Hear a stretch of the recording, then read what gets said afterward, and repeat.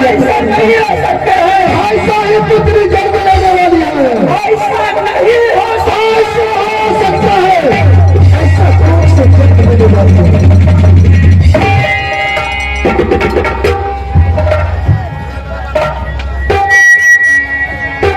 मैं यही बोल रहा हूँ, अगर तुम अपना मन से राज बाबा को छोड़कर चली जाती हो तो इसी में तुम्हारा भलाई होगा। अगर तुम राज बाबा को अपने मन से छोड़कर नहीं जाएगी तो मैं जानता हूं कि तुम राज बाबा छोड़कर कैसे जा सकती हो।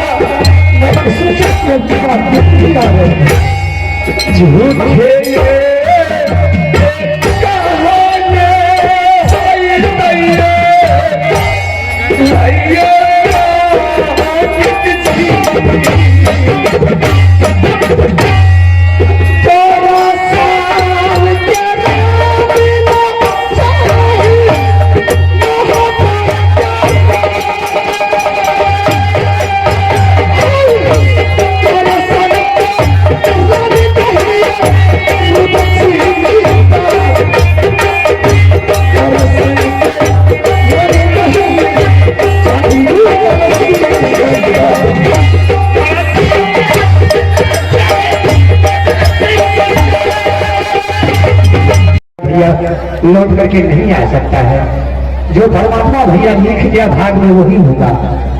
अब रोने से भैया कुछ नहीं हो सकता है भैया।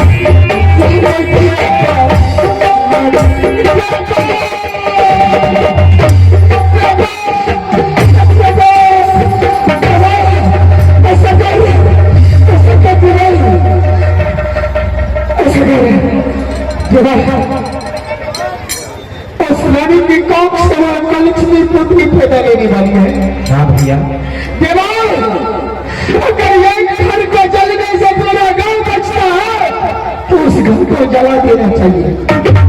वो कलंकनी रानी की कौन से वो लड़की पैदा लेने वाली है।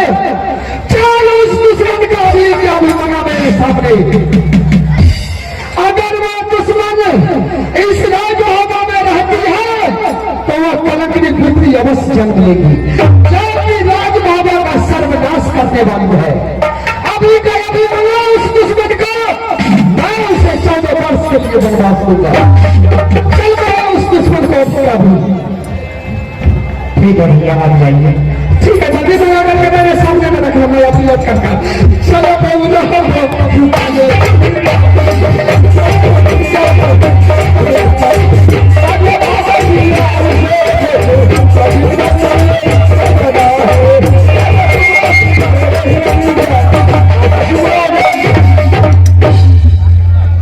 अब देखिए मिसर जी ने ढूंढ करके गया है कि ठीक तुम्हारी रानी को गर्भ से लड़की पैदा लेगी।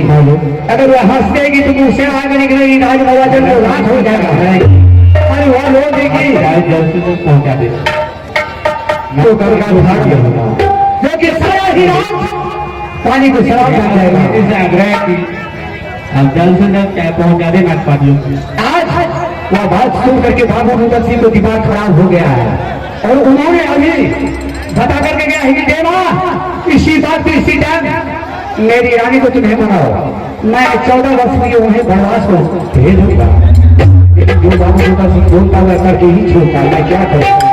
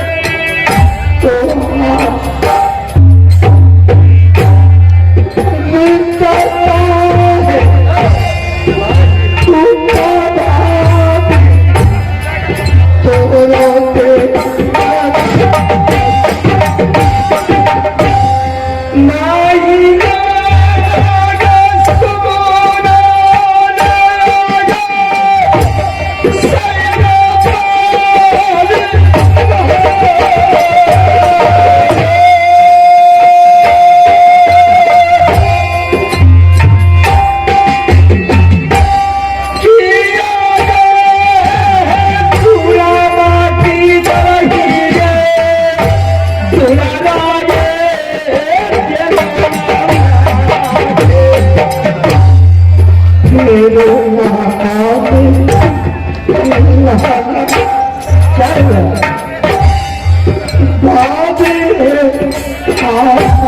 किससे मिलने होंगे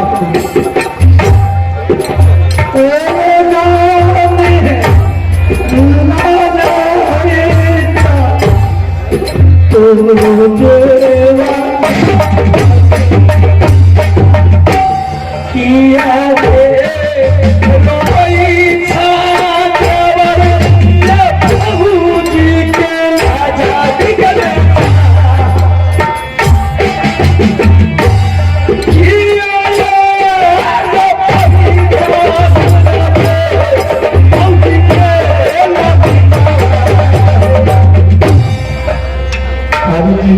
देवर जी नानक मीराज दरबार में आती थी तो मेरे देवर जी के आंखों में आंसू नहीं मुख में हंसी रहता था।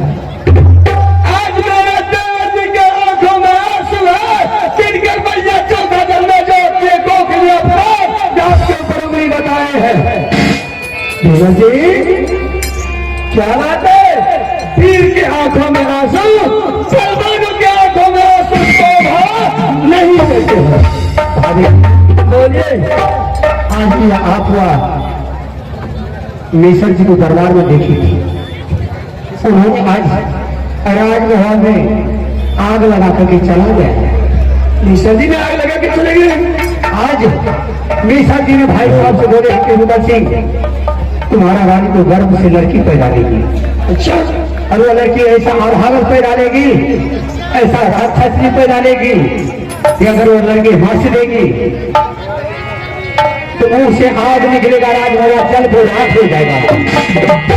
वह लड़की अगर रो दी तो उसको आंख से आंसू गिरने के बाद सारा ही राजमहल पानी को शराब हो जाएगा।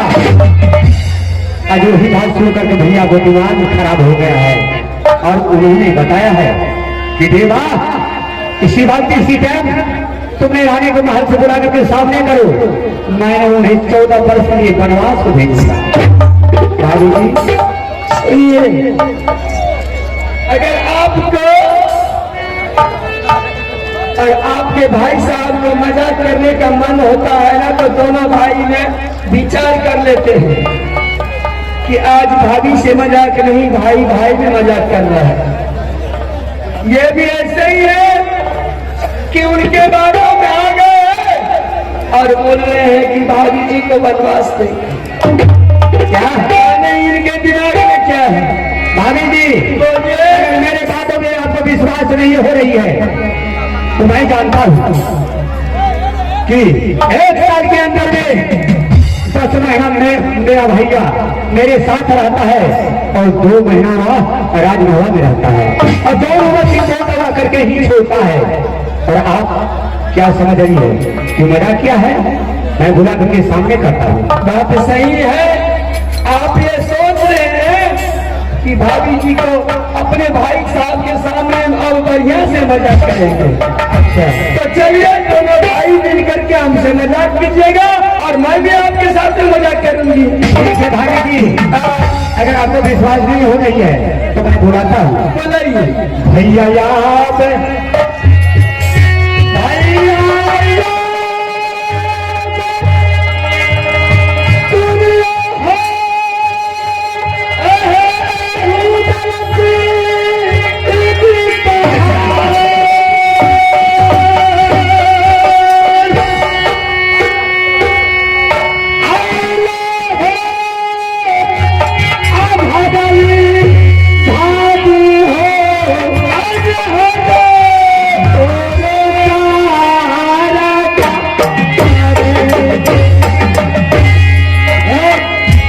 भैया तुम आप भाभी जी आ गई क्या रानी आ गई है? हाँ चल तुम साथ में बैठ मैं बात कर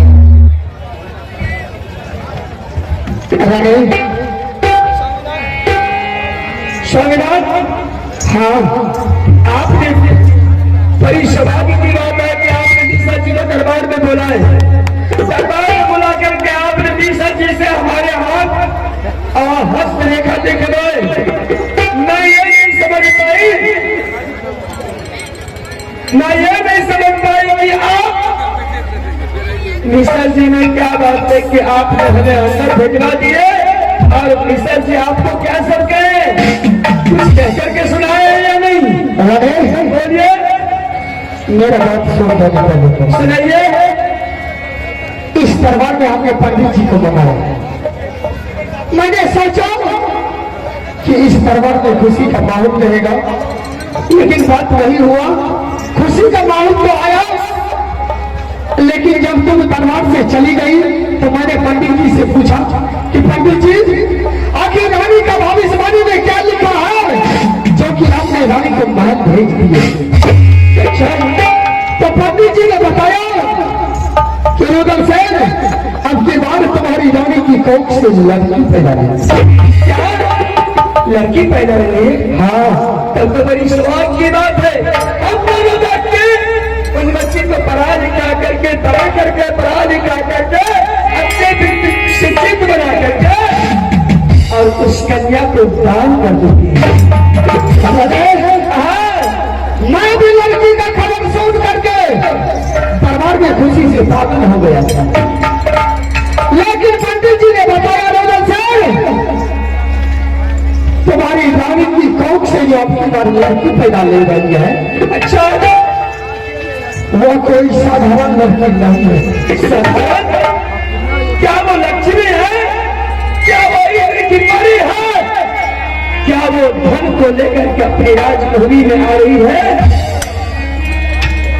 अरे क्या तुम सुनने के लिए चाहती हो? बिल्कुल सुनने के लिए चाहते हूँ। अगर तुम सुनने के लिए चाहती हो अपनी लड़की के बारे में, तो अपना दोनों कान का पर्दा खोल करके सो। अब की बार जब तुम्हारी कोख से लड़की पैदा लेने वाली है, जिस वक्त वह पुत्री राजमहल में जन्म लेगी, अगर उसी टाइम अगर कहीं तुम्हारा पुत्री हंस दिया राजमहल में, तो उसके मुंह से आग का गोला गिरेगा और पूरे राजमहल में जलकर और सब, अगर कहीं तुम्हारा पुत्री उसी टाइम अगर राजमहल में कहीं रो दिया, तो उसके मुंह से पानी का सैलाब निकलेगा और पूरे राजमहल में पानी पानी में। ऐसा नहीं हो सकता। ऐसा ही पुत्री जन्म। मैं यही बोल रहा हूँ राणे, अगर तुम अपना मन से राजमहल को छोड़कर चली जाती हो तो इसी में तुम्हारा भलाई होगा। अगर तुम राजमहल को अपने मन से छोड़कर नहीं जाएगी तो मैं जानता हूं कि तुम राजमहल छोड़कर कैसे जा सकती हो।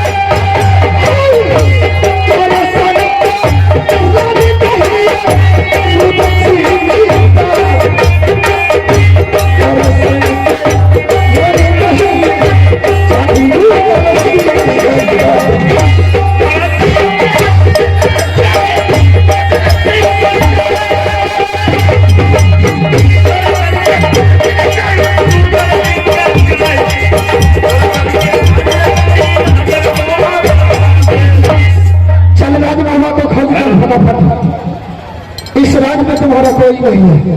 क्यों? इस राज में तुम्हारा स्वामी आज से तुम्हारा स्वामी मर गया है और तुम